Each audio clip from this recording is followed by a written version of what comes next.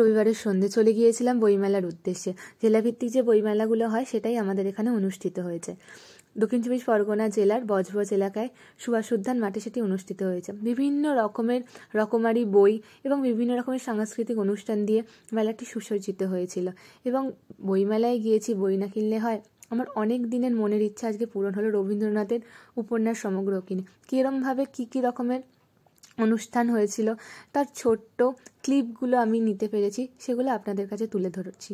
যদি ভালো লাগে সাবস্ক্রাইব করবেন, কমেন্ট করবেন।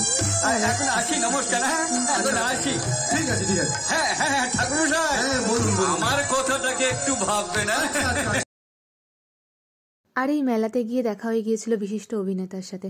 সেলফি তো বানতে হয়, তাই সেলফি তুলে নিলাম। এরমভাবে আজকে আমি দিনটা এনজয় করলাম। Thank you.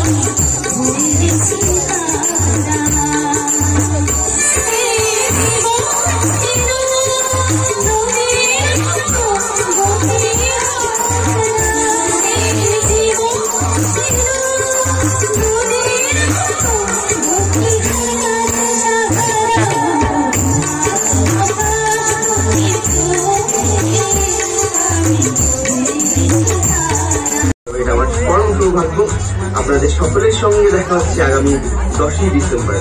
তো আপনারা সকলে আসবেন, সকলের সঙ্গে দেখা হচ্ছে। আমরা তো দারুণ তৈরি, আপনারা সকলে তৈরি তো? নমস্কার।